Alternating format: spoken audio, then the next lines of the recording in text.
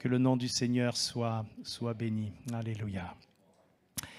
Il a beaucoup été question ce matin de la guérison dans vos prières, dans les introductions, dans les chants également. Et c'est vrai que dans beaucoup de circonstances, nous nous approchons du Seigneur parce qu'il y a là un besoin qui se fait sentir dans notre vie. Et j'avais le désir ce matin de voir avec vous un thème que l'on va afficher. Peut-être l'est-il déjà, non, il va l'être.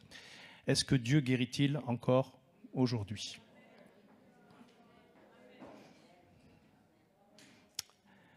Il faut vraiment poser les bonnes bases, vous allez voir. Parce que nous voulons bien évidemment que Dieu guérisse les corps, mais quand la Bible parle de la guérison, Dieu désire avant tout guérir l'âme. Et notre priorité devrait être que Dieu guérisse nos âmes. Notre corps, c'est aussi important, bien évidemment, mais Dieu a le désir de guérir nos cœurs, de guérir nos vies, d'apporter ce matin encore un véritable sens à notre vie. Et Dieu a tout mis à notre disposition pour que nous puissions être guéris dans notre vie intérieurement. Dieu a mis à disposition également ce qu'il faut pour que nous puissions être guéris physiquement. Et parmi nous, beaucoup de personnes peuvent rendre témoignage que Dieu les a guéris de leur maladie. Mais il y a aussi parmi nous des personnes qui pourraient rendre témoignage qu'elles n'ont pas été guéries et qu'elles sont toujours malades. Il y a parmi nous des personnes qui peuvent dire qu'elles connaissent des personnes qui sont parties malades et qui n'ont pas été guéries. Alors Dieu guérit-il encore aujourd'hui ? La question se pose, hein ? On peut être jaloux des personnes qui ont été guéries physiquement, mais j'aimerais ce matin que nous puissions être guéris intérieurement et que nous puissions en quelque sorte être jaloux des personnes qui ont été guéries spirituellement. Dieu guérit-il encore aujourd'hui ? Oui, Dieu guérit aujourd'hui. Est-ce que c'est envers cette guérison physique que nous courons ce matin ? Est-ce que Dieu guérit encore aujourd'hui comme Jésus guérissait au temps des apôtres ? La question est importante parce que nous pouvons rendre témoignage qu'il y a des personnes parmi nous qui sont malades. Et pourtant, nous prions pour elles. Et pourtant, nous appliquons ce que la parole de Dieu nous recommande de faire. Nous avons aussi, et bibliquement, nous voyons des hommes qui sont partis, et nous avons cette année aussi eu des départs de personnes qui n'ont pas été guéries physiquement. Et gloire à Dieu, ces personnes étaient guéries spirituellement.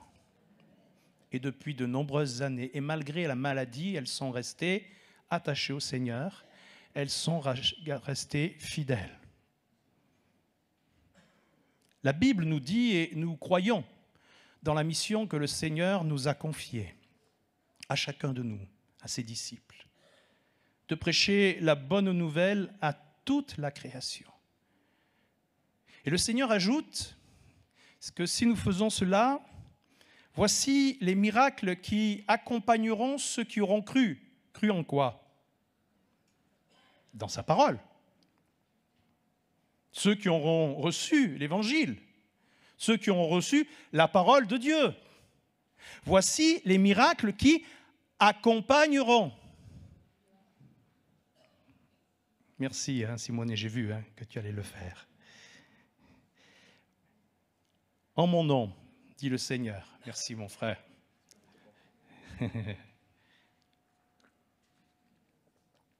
En mon nom, ils chasseront les démons. En mon nom, ils imposeront les mains aux malades. Et les malades seront guéris. Quand Jésus était sur la terre, il a confirmé par des prodiges, il a confirmé par des signes qu'il était le Messie. parce qu'il a accompli les promesses de l'Ancien Testament et même le prophète Ésaïe nous en rapporte quelques-unes. Je me permets de vous les citer, elles seront retranscrites sur l'écran. Ésaïe 26, verset 19, nous dit que tes morts revivent, que mes cadavres se relèvent. Réveillez-vous et tressaillez de joie, habitants de la poussière, car ta rosée est une rosée vivifiante et la terre redonnera le jour aux morts. Au chapitre 29 et le verset 18, écoutez bien, en ce jour-là, les sourds entendront. Est-ce qu'on peut mettre les versets, s'il vous plaît, sur l'écran, parce que Christine ne les voit pas. En ce jour-là, les sourds entendront. Alléluia, et ça c'est extraordinaire. Et délivrés de l'obscurité et des ténèbres, les yeux des aveugles verront. Est-ce que vous pensez que nos sourds peuvent entendre? Est-ce que c'est leur quotidien? Est-ce qu'ils sont destinés à vivre toute leur vie sourds? Est-ce que nous voulons simplement nous contenter à ce qu'ils restent dans l'état dans lequel ils sont, peut-être depuis leur naissance, ou est-ce que nous pouvons croire que Dieu est capable de leur rendre la possibilité de nous entendre? Plus loin, il nous est dit, et bien sûr ces paroles sont prophétiques, au chapitre 35 et au verset 5e, alors s'ouvriront les yeux des aveugles, s'ouvriront les oreilles des sourds. Et puis ce passage que vous connaissez si bien, Ésaïe chapitre 61, verset 1er, l'Esprit du Seigneur, l'Éternel, est sur moi parce qu'il m'a oint pour porter de bonnes nouvelles aux malheureux. Il m'a envoyé pour guérir ceux qui ont le cœur brisé, pour proclamer aux captifs la liberté et aux prisonniers la délivrance. C'est le message de Jésus. C'est l'annonce de ce que Jésus a fait. Et combien de malades Jésus a guéris. Combien de miracles Jésus a accomplis. Combien de prodiges n'a-t-il pas fait. Et Pierre et Paul également, des disciples, des apôtres, ont aussi eu à accomplir des miracles au début de leur ministère qui étaient là pour confirmer leur ministère apostolique, pour confirmer leur mission divine. Ces signes, ces prodiges, ces miracles, ces guérisons accompagnaient leur ministère. Elles n'étaient pas le but du ministère. Entendons-nous bien. Elles n'étaient pas le but du ministère, mais elles accompagnaient le ministère. Elles confirmaient la parole de Dieu. Et nous voulons que la parole de Dieu puisse être confirmée. Mais plus leur ministère durait, plus l'évangile se répandait, plus rares se sont faits les prodiges, plus rares se sont faits les signes qui finirent par disparaître complètement. Et on voit Paul dans son ministère dire à propos de l'un de ses coéquipiers, au chapitre 4, verset 20 de 2 Timothée, il pouvait dire ceci: « Éraste est resté à Corinthe et j'ai laissé Trophime malade à Milet. » Paul lui-même, nous le savons, souffrait d'une maladie dont il n'a pas été guéri. Et en 2 Corinthiens, vous connaissez bien sûr ce passage que l'on peut afficher. Il pouvait dire « Et pour que je ne sois pas enflé d'orgueil », là on connaît la raison. Il m'a été mis une écharde dans la chair, un ange, le diable est venu pour me souffleter. Et il dit 3 fois j'ai prié. Nous on a prié plus que 3 fois pour notre guérison. Mais lui, au bout de 3 fois, il a compris. Le Seigneur lui a dit « Ma grâce te suffit, car ma puissance s'accomplira dans ta faiblesse. » Et Paul n'a pas été délivré de ce que nous ignorons comme écharde dans la chair, de ce que nous apprenons comme infirmité. Il est parti avec. Nous voyons encore Paul qui pourra dire notamment à Timothée, qui avait quelques indispositions au niveau de son estomac, ne continue pas à boire que de l'eau, mais fait usage d'un peu de vin pour tes fréquentes indispositions. Et quand on regarde dans une autre traduction, c'est pour tes fréquents malaises. Timothée avait des tendances au malaise. Et Paul lui dit, prends un peu de vin. On aurait pu penser que Paul lui suffisait de prier pour Timothée, et Timothée allait être guéri. Et ça n'a pas été le cas. Il faut que nous puissions bien comprendre et que nous placions le décor, même si nous le vivons, et même si nous restons avant tout attachés à la guérison, nous devons nous souvenir que c'est la volonté de Dieu qui doit avant tout se manifester. Nous croyons dans la guérison divine. Nous croyons encore plus dans la guérison de l'être, du cœur. Et dans sa grâce, et comme le Seigneur sait, il peut guérir nos corps, mais le Seigneur peut aussi ne pas guérir. Ce n'est pas une incapacité, une impuissance du Seigneur. Nous devons le comprendre. Mais le but du Seigneur, c'était surtout que l'Évangile soit annoncé. Parce que les guérisons étaient un signe. Elles étaient une confirmation de la parole de Dieu. Et pour nous qui avons reçu la parole de Dieu, avons-nous besoin de signes aujourd'hui? Si nous l'avons reçu, si nous l'avons reconnu, certaines. Bien sûr que nous nous réjouissons pour les autres personnes qui peut-être n'ont pas fait cette expérience de pouvoir voir ces signes. Mais ce n'est pas le signe qui est la puissance. La puissance, c'est la parole de Dieu. Et Paul pouvait dire, je n'ai pas honte de l'évangile. C'est la puissance pour le salut de quiconque croit. Et parfois, nous attendons à certaines choses. Le Saint-Esprit est une puissance.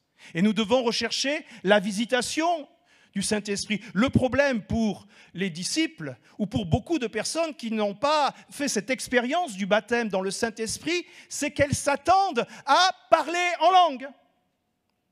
Oui, la Bible dit que c'est le signe initial du baptême du Saint-Esprit. Mais Jésus n'a pas dit « vous allez parler en langue », même si c'est vrai qu'en Marc 16, il dit « en mon nom, vous parlerez de nouvelles langues ». Mais il dit « vous allez recevoir une puissance ». Et l'évangile que nous prêchons, c'est la puissance, qui peut être accompagnée ou pas de signes. Mais le vrai signe, c'est que nous allons devenir en Jésus-Christ une nouvelle créature, que nous allons guérir. C'est ça le plus important, parce que Jésus l'a même dit, il vaut mieux rentrer dans le ciel borgne, il vaut mieux rentrer dans le ciel avec une main en moins et avoir son salut. C'est cela qui est important. À quoi courons-nous aujourd'hui? Alors bien sûr, on veut courir à tout, à la guérison de notre corps, à la guérison de notre cœur, à tout ce que le Seigneur peut nous donner. Mais le plus important aujourd'hui, en quittant ce lieu, c'est de savoir qu'en Jésus-Christ, nous sommes sauvés. Que nous sommes sauvés, qu'il a guéri notre être intérieur, et dans sa grâce. Et parce que nous prions, et nous prions avec acharnement, oui Seigneur, guéris-moi. Mais le plus important, et si nous mettions autant d'emphase, Seigneur, fais de moi un instrument entre tes mains. Parce que le Seigneur n'a plus besoin de prouver aujourd'hui, par des signes, qui il est. Parce que pour beaucoup d'entre nous, nous avons reconnu. Et la foi, c'est une ferme assurance des choses qu'on espère. Une démonstration de celles qu'on ne voit pas. Et si nous sommes réunis dans ce lieu, pour beaucoup d'entre nous, c'est que nous avons fait l'expérience de la rencontre avec Jésus-Christ. Et cela ne devrait que suffire au travers du témoignage, au travers de la bonne odeur, au travers de l'état dans lequel nous sommes et de ce que nous sommes devenus en Jésus-Christ, surtout quand on nous a connus avant. Mais si nous ne changeons pas, bien sûr qu'ils auront besoin de voir d'autres choses. Ô Seigneur, change nos cœurs, change nos vies, change nos mentalités. Oui, Seigneur, nous avons des besoins dans notre corps et nous souffrons, et tu connais, Seigneur, nos souffrances. Tu as dit à Paul, ma grâce te suffit. Et Seigneur, tu sais pour chacun de nous ce dont nous avons besoin. Alors, est-ce que cela signifie que Jésus ne guérit plus aujourd'hui? Bien sûr que non. Et puis, il y a quand même des confusions. Il faudrait peut-être qu'on n'a pas notre frère Lazaro ce matin. Il pourrait nous dire dans les termes grecs, quoi qu'on peut demander peut-être à Lorena ou à Simonet. Parce qu'il y a beaucoup de confusion avec les mots signe, prodige, miracle, guérison. Et des fois, on a l'impression que même dans la parole de Dieu, il y a des expressions qui ont mal été retranscrites. On dit que le signe initial, par exemple, du baptême dans le Saint-Esprit, c'est le parler en langue. Mais quand Jésus dit « vous parlerez des nouvelles langues », il dit « voici les miracles ». Alors, c'est quoi? C'est un signe, c'est un miracle? Le signe est là pour confirmer. Pareil, entre la maladie et le miracle. La maladie est dans le temps, le miracle est instantané. Le miracle et le prodige, on dit que les miracles étaient réservés aux disciples et les prodiges aux prophètes. Enfin bon, l'important, c'est pas cela. L'important, c'est ce que Dieu va faire. L'important, c'est de dire oui, Dieu peut faire encore des miracles aujourd'hui et il le fait encore. Parce qu'il n'y a pas un temps de miracle, mais un Dieu de miracles. Alors c'est vrai, je reviens et je replace les choses dans le contexte. Parmi nous, il y a des personnes qui ont expérimenté une guérison miraculeuse par la grâce de Dieu. D'autres, par contre, n'ont pas été guéris et ont dû apprendre à vivre avec leur maladie. Ce n'est pas pour cette raison que Dieu ne guérit pas. Et puis d'autres, nous l'avons dit, sont partis à lui, alors que nous avons prié avec instance. Et c'est ce que nous retrouvons finalement dans l'Épître aux Hébreux. Je n'ai pas mis ce texte parce qu'il était assez long, et pas Paul, mais l'auteur de l'Épître aux Hébreux pouvait dire ceci, et que dirais-je encore, car le temps me manquerait pour parler de Gédéon, de Barak, de Samson, de Jephthé, de David, de Samuel, qui par la foi vainquirent des royaumes, exercèrent la justice, obtinrent des promesses, fermèrent la gueule des lions, éteignirent la puissance du feu, échappèrent aux tranchants de l'épée, guérirent de leur maladie, furent vaillants à la guerre, mirent en fuite des armées étrangères. Formidable. Des femmes recouvrèrent leur mort par la résurrection, mais d'autres furent livrés au tourment et n'acceptèrent point de délivrance afin d'obtenir une meilleure résurrection. D'autres subirent les moqueries, le fouet, les chaînes et la prison. Ils furent lapidés, sciés, torturés, moururent par l'épée. Ils allèrent çà et là, vêtus de peau de brebis, de peau de chèvre, dénués de tout, persécutés, maltraités, eux dont le monde n'était pas digne, errant dans les déserts et les montagnes, dans les cavernes et les antres de la terre. Tout cela, à la fois desquels il a été rendu témoignage, n'ont pas obtenu ce qui leur avait même été promis. Dieu ayant en vue quelque chose de meilleur pour nous, afin qu'ils ne parviennent pas sans nous à la perfection. Dieu avait en vue quelque chose de meilleur. Le meilleur, il est en lui. Le meilleur, il est en Jésus. Nous avons besoin de nous rappeler en toute chose que nous ne sommes pas éternels sur la terre, mais que nous cherchons la cité future, celle dont Dieu est l'architecte. Nous n'avons point ici-bas de cité permanente, mais nous cherchons celle qui est à venir. Alors que faire quand quelqu'un est malade? Et je peux vous assurer que ce matin, moi je ne sais pas si l'auditoire, enfin certains savaient sur quoi j'allais prêcher parce que j'ai adressé ma présentation hier, mais très régulièrement, nous focalisons sur la guérison du corps. Parce que c'est là, on a l'impression que c'est vraiment ce à quoi nous aspirons plus que tellement d'autres choses. Je comprends. Si on peut mettre autant de force dans la guérison de nos âmes, dans la guérison de nos cœurs.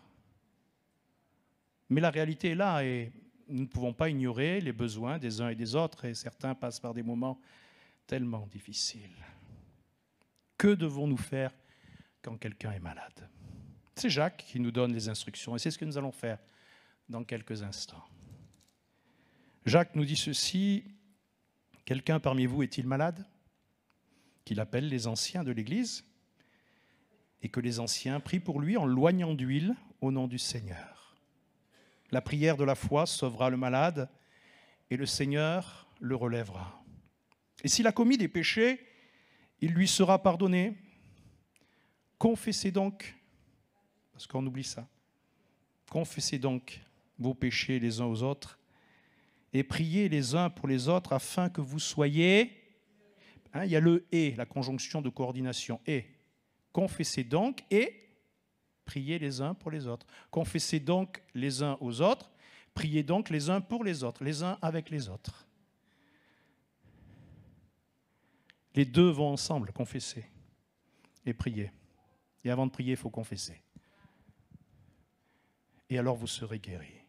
C'est biblique, c'est marqué. Et si vous avez commis des péchés, ils vous seront pardonnés. La prière agissante du juste, elle a une grande efficacité. Nous avons besoin de revenir à ça, à la parole de Dieu. À ne pas chercher simplement une guérison dont on va se réjouir, mais à donner une guérison qui va guérir l'ensemble de l'Église dans une prière commune. Et on doit considérer ce passage, je dirais, simplement avec une foi enfantine, faire simplement ce qu'elle nous dit, la parole de Dieu, en étant confiant et en sachant que nous servons un Dieu qui fait des miracles, un Dieu qui n'a pas de limites, un Dieu qui a le pouvoir de faire de grandes choses, que nous appelions les anciens de l'Église, et qu'il loigne d'huile, parce que l'huile dans la parole de Dieu a plusieurs significations. Entre autres, c'est un remède. Elle était utilisée pour soigner les plaies durant l'Antiquité. J'en veux pour exemple dans Luc 10, lorsqu'il est question du bon samaritain. Il y a le lévite, il y a le sacrificateur au préalable qui passe outre, et il y a là le bon samaritain qui va mettre du vin et de l'huile sur la plaie avant d'amener cet homme qui a été détroussé et amené donc à l'hostellerie. C'est le symbole du Saint-Esprit, l'onction et la force de Dieu. L'Esprit du Seigneur est sur moi, Ésaïe 61, 1.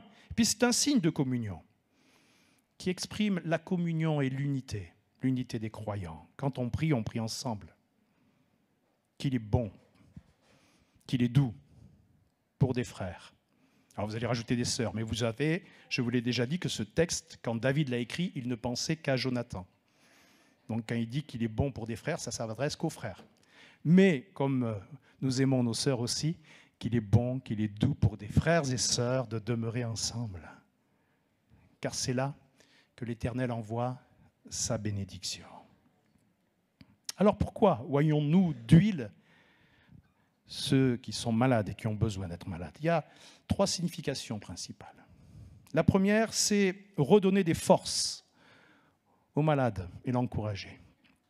Si je sais qu'on va prier pour moi, ça va m'encourager. Je ne dis pas qu'il y a une part de psychique, mais ça va me faire du bien. On pense à moi.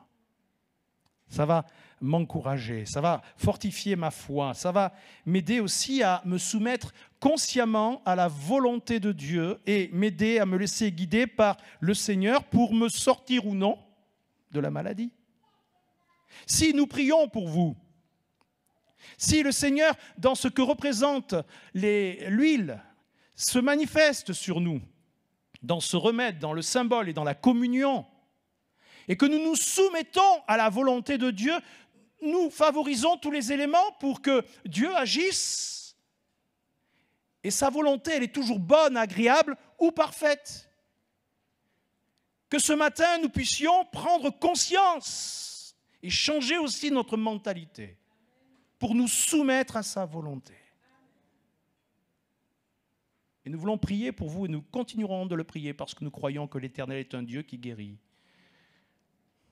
Mais Dieu, dans sa grâce, fait ce que bon lui semble. Et même dans les difficultés, il va donner les moyens pour que nous puissions traverser.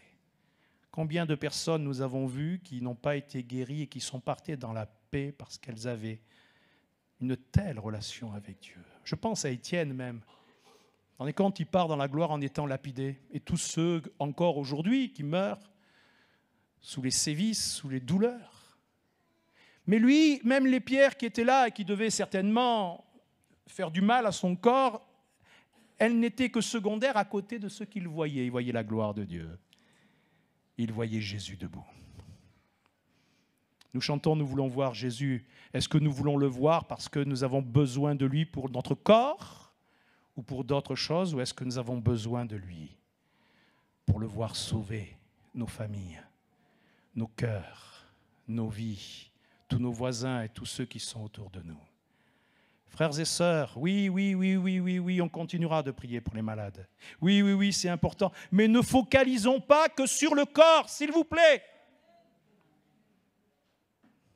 Et ne retenons pas notre louange, ne retenons pas notre joie parce que nous n'avons pas été guéris et que nous n'avons pas obtenu satisfaction.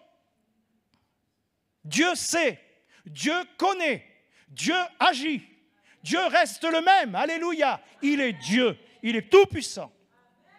Et l'Église de Dieu doit se réjouir. Même quand quelqu'un est malade, on va pleurer, oui, avec lui, mais on se réjouit dans l'optique de ce que Dieu va faire. Et dans l'optique que nous avons placé la personne sous la volonté de Dieu, sous son contrôle. Et ça va vous redonner des forces. Et c'est important pour nous. Sinon, on va aussi transmettre aux autres notre mécontentement. Et beaucoup, malheureusement, c'est vrai, sont venus dans cette église et ont voulu obtenir de lui une bénédiction. Certains l'ont eu, d'autres ne l'ont pas eu, certains ont été déçus, certains ont déçu bien plus le Seigneur. Que nous n'ayons pas cette attitude. Oui, c'est une référence aussi au traitement médical, parce que nous prions, mais nous ne négligeons pas la science et la médecine. Pensons que Dieu donne de l'intelligence. Nous ne sommes pas des illuminés. Nous croyons avant tout dans un Dieu qui guérit, dans des hommes qui soignent, dans des hommes à qui Dieu donne de l'intelligence. Et je pense que beaucoup d'entre nous, nous allons, lorsque nous avons un besoin qui se fait sentir, nous allons consulter, ce qui est tout à fait logique. Mais au-delà de la consultation, il y a un Dieu. Il y a un Dieu qui fait des miracles, il y a un Dieu qui guérit. Il y a un Dieu qui agit. Et pour le témoignage, il est important également que nous puissions consulter. Mais la Bible nous dit que même si nous plaçons, et nous faisons bien, notre confiance, parce que vous le faites, dans ces hommes, à combien plus forte raison, a fortiori, nous avons besoin de nous confier dans un Dieu à qui rien n'est impossible. Mais il faut le reconnaître que nous nous confions davantage dans les hommes, dans leur connaissance, qu'en Dieu. C'est vrai ou c'est pas vrai? Seigneur, nous allons faire ce qu'il faut au niveau médical. Mais Seigneur, les décisions, les diagnostics, les orientations, les traitements de ces hommes, nous voulons que ce soit toi qui les diriges. Et Seigneur, dans ta grâce, tu leur montres que c'est toi, Seigneur, qui les a inspirés. Je crois que Dieu guérit de toute maladie. On n'a jamais trouvé des gens qui ont été guéris médicalement du sida. C'est vrai ou c'est pas vrai? Moi, j'ai vu de nombreuses personnes par la prière être guéries du sida. On n'a jamais vu des hommes qui rendent la vie à d'autres hommes. Mais Jésus, le ressuscité, rend la vie, il la rend pour l'éternité à chacun d'entre nous. Et c'est vers lui que nous voulons nous tourner. C'est en lui avant tout que nous voulons avoir la foi. Et ça, c'est important. C'est important. Et en plus, j'aimerais vous dire que ça ne coûte rien. Vous qui faites si attention à votre argent, ça ne coûte rien. On va vers Dieu tout simplement. Et puis, c'est l'expression de la communion. Le malade n'est pas laissé seul et on a besoin de se soutenir. Qu'il appelle les anciens. Parce que le malade parmi nous, il a besoin de se sentir épaulé, de se sentir consolé, de se sentir encouragé, fortifié. C'est ça l'Église. Et spirituellement, il a besoin de l'Église. Il a besoin des anciens. Mais la Bible, nous l'avons lu aussi dans Jacques, nous donne un avertissement sérieux. J'ai bientôt terminé. Il dit, s'il a péché, C'est ce qu'on lit, la deuxième partie de ce verset de Jacques. S'il a commis des péchés, il lui sera pardonné. Et c'est dans la suite de la maladie, et la Bible nous donne ici un avertissement sérieux à ce propos. Jacques indique que la maladie peut, j'insiste, être une conséquence d'un péché. Elle peut, ce n'est pas systématique. Et attention à ceux qui jugeraient et qui pourraient, comme souvent on a pu entendre, il est malade parce qu'il a péché. La maladie, dans la parole de Dieu, peut avoir plusieurs causes. Elle peut avoir cette éventualité, effectivement, du péché. On s'est mis dans certaines circonstances et le corps n'a pas supporté et c'est une conséquence logique. Ça peut être une mise à l'épreuve, la maladie. Il n'y a qu'à voir Job, qui était un homme juste, droit, intègre, et cet homme est devenu malade. Ce n'est pas parce qu'il avait péché. Dieu rendait de lui le meilleur des témoignages. La maladie peut être une mise à l'épreuve. La maladie peut être permise pour justement que nous ne péchions point. Parce que Dieu nous connaît. On a cité tout à l'heure l'apôtre Paul. Et pour que je ne sois pas enflé d'orgueil, il m'a été mis dans la chair. À cause de l'excellence des révélations, je suis allé jusqu'au 3e ciel et j'ai entendu des choses que même mon langage n'est pas capable. Et alors, Paul pouvait se sentir, et puis Paul, c'était quand même quelqu'un qui avait du tempérament, et puis il savait s'adresser aux auditoires, même si parfois on lui a reproché la simplicité, mais il savait se mettre avec les simples, avec les plus compliqués, etc. Mais pour pas qu'il soit orgueilleux, qu'il s'enorgueillisse, qu'il pêche, parce que s'il y a bien un péché également, qui est quand même un des péchés originels, c'est l'orgueil. Et Dieu résiste aux orgueilleux. Et Dieu a permis pour que Paul reste dans l'humilité, comme il va permettre à Jacob également. La maladie peut aussi transformer notre être intérieur. Elle nous permet de nous rapprocher de Dieu. Elle est permise pour que Dieu nous rappelle qui il est, celui que nous négligeons. Elle est, nous l'avons lu, la conséquence d'un péché. Et vous connaissez, on a pris ce matin le pain et le vin, mais que celui qui prend le pain et le vin sans discerner le sang, le corps du Seigneur, il prend un jugement contre lui-même, et c'est pour cela qu'il y a beaucoup de malades parmi vous et que beaucoup sont morts. Prendre le pain et le vin sans discerner ce que Jésus a fait. Pour ça que ne peuvent prendre le pain et le vin que ceux qui ont fait une expérience et qui ont été baptisés par immersion. Ceux qui sont en règle avec Dieu.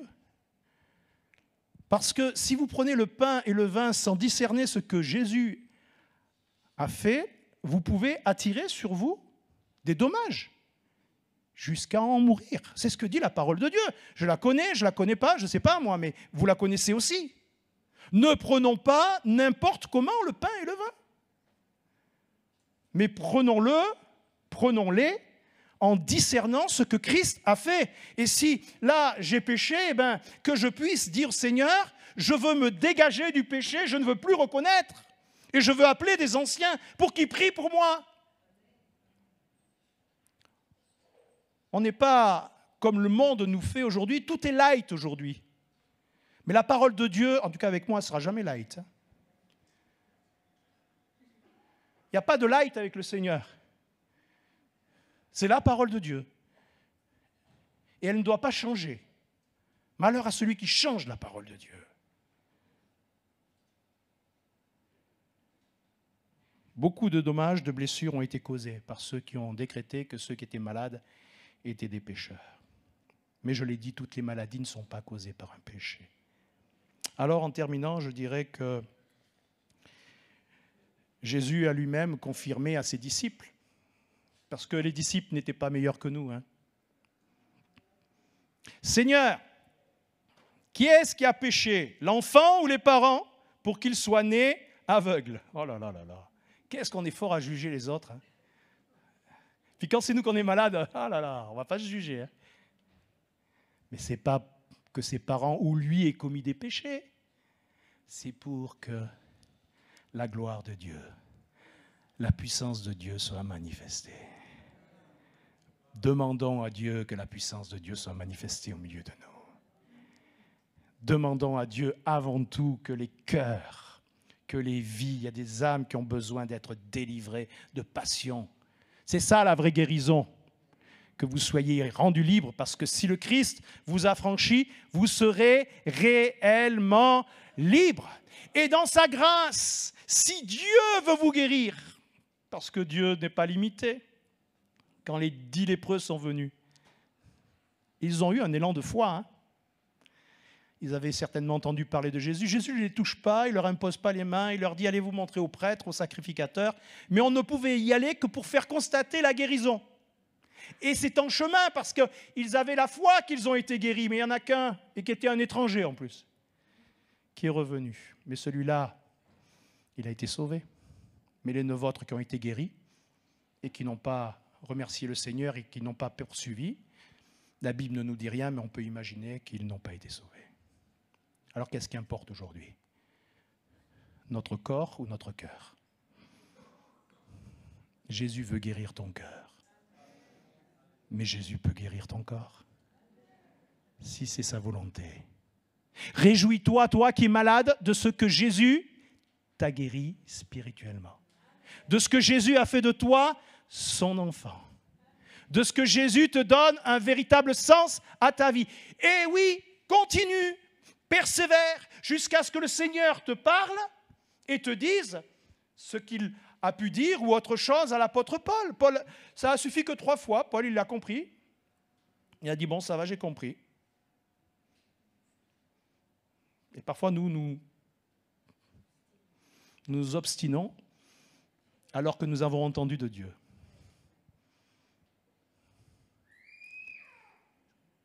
Notre foi ne repose pas sur les signes, ni sur les prodiges, frères et sœurs.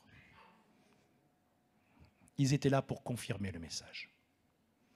Notre foi ne repose pas sur la guérison, elle ne repose pas sur les miracles, elle ne repose pas sur les prodiges, elle ne repose pas sur les signes, mais elle repose sur la fidélité et sur la parole de Dieu.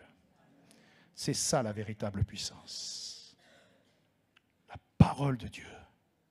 Parce que nous voulons et nous continuerons de prêcher Christ. Nous continuerons parce que nous n'avons pas honte de l'Évangile. C'est la puissance. Alors apprenons à nous soumettre à sa volonté en toutes choses, en croyant que Dieu fera toujours concourir toutes choses à notre bien. Dites-moi, vous qui êtes parents, grands-parents, enfin si vous êtes grands-parents, c'est que vous avez été parents normalement. Mais vous qui êtes parents, vous ne voulez pas le meilleur pour vos enfants? Non? On a un Père Céleste. Vous ne croyez pas qu'il veut le meilleur pour nous? Vous ne pensez pas qu'il veut le meilleur pour nous? Et je vais vous dire une chose, c'est qu'il a beaucoup plus de moyens que vous n'en avez pour vos enfants. Et lui, il est capable de tout vous donner. Je sais que vous êtes capable aussi de donner beaucoup et énormément, et même presque tout pour vos enfants. Même tout. Mais vous n'êtes pas prêt à faire ce que lui, il a fait. Et vous ne pourrez pas le faire. Mais lui, il a fait. Il a fait pour que nous soyons guéris. Il envoya sa parole et il les guérit, le cœur. Il guérit les cœurs. Il guérit les corps, mais il guérit les cœurs avant tout. Et on a besoin que dans cet auditoire, les cœurs soient guéris. Que les mentalités changent. Que les vies soient transformées, bouleversées. Et si Dieu, dans sa grâce, veut accompagner ce qu'il va faire, il va ajouter. Maintenant, merci Seigneur pour les témoignages. Alors, S'il y a parmi nous, on va terminer par un moment de prière. J'aimerais que nous puissions encore rester pendant un temps dans la prière, s'il vous plaît. On va se baisser nos fronts, on va fermer nos yeux. L'onction d'huile n'est réservée qu'aux personnes qui se sont engagées dans les eaux du baptême. Mais il y a parmi nous aussi des personnes qui sont là et qui n'ont pas été baptisées conformément à l'Écriture par immersion. Peut-être parmi nous des personnes qui ont été baptisées par aspersion, mais nous ne pouvons pas leur faire l'onction d'huile. Mais nous pouvons leur imposer les mains malgré tout. Alors je vais appeler quelques anciens de l'Église. Et pour vous, toutes les personnes qui voudraient... Et on parle de la maladie physique cette fois-ci. Parce que la parole de Dieu a été apportée, je veux croire qu'elle a parlé à nos cœurs et que c'est à nous de prendre cette responsabilité. Mais l'onction d'huile, c'est pour les maladies physiques aussi. Pour les personnes qui ont besoin d'être guéries, elles sont nombreuses. Et c'est pour cela que c'est quelque chose que nous recherchons dans l'Église. Si vous voulez vous approcher, on va prier pour vous. Et je vais demander à plusieurs frères, à Philippe Pérez, à notre frère François Agnello, à notre frère Jackie Barré, à notre frère Jean-Marc Prenel, à Simonet, à Amaury, puis d'autres frères peut-être que je nomme pas, mais qui peuvent venir aussi. On va prier pour les personnes qui ont besoin et on va les oindre d'huile, selon ce que dit l'Écriture. Mais j'aimerais que ce ne soit pas un spectacle, frères et sœurs. Que nous puissions tous, pour nous qui n'avons pas besoin de ce temps de guérison, que nous puissions rester les yeux fermés, que nous puissions prier, nous unir avec les uns les autres. Alors, si c'est votre besoin, je vous en prie, venez et on va prier pour vous. Soit en imposant les mains si vous n'êtes pas baptisé, soit en vous oignant d'huile si vous avez besoin de guérison, croyant dans la parole qui a été annoncée. Alléluia. Prions, s'il vous plaît.